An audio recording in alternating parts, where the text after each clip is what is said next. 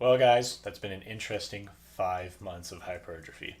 Never thought I would actually get to the point where that would come out of my mouth because I've always been a really simplistic when it's come to my training.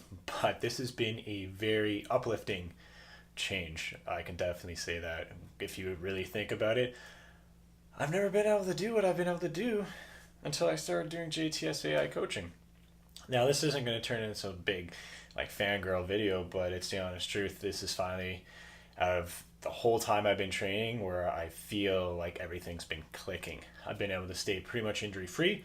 When I say pretty much injury free, I'm still kind of having a little bit of impingement issue from back in the day, but it's not like it's something that's gotten worse. It's just something I'm still trying to manage through, which it is in the works of doing, and I've been able to keep progressing forward even with the higher volume and being out of the realm of comfort with my high bar squat or the conventional deadlift or the wider hand placement for bench.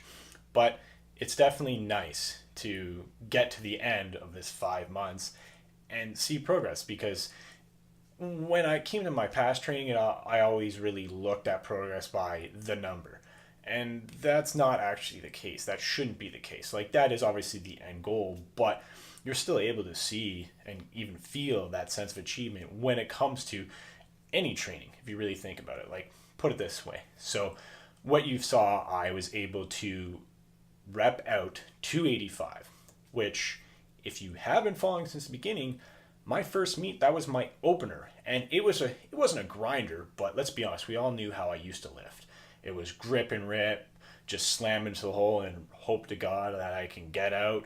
Or even with my bench, it was just whatever I can manage to muster up, right? But I was able to rep it out pretty clean on a pretty rough day. When it came to the bench, yeah, I got a little upset because I couldn't hit 220 for 8. But guys, let's really think about it. 220 for 8. That's not something I was even able to consider doing. Like, the most I've ever done is 225 for a really bad 3. And the honest truth was, it just wasn't my day. I should have went 215, but I wanted that 220. And that's what killed me. It wasn't that I wasn't really strong enough to make gains. It was the fact that I made a stupid decision when it came to time to picking my numbers. But I still did something that I was never able to do before. And when it comes to deadlifting, come on. I had to stop conventional deadlifting because I had so many issues just from the style I used to do. And I never actually thought I would pick up 405 comfortably, conventionally, pretty much ever again. Like, I accepted that loss.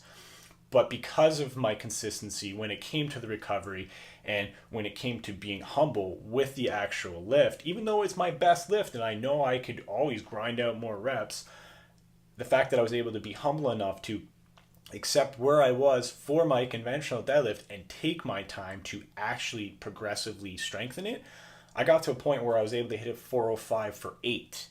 That's something that I've never done. I've only ever really gone to the 5 realm for any of my lifts. So the fact that I'm getting to my past lifts for 8 and higher is super, super fulfilling.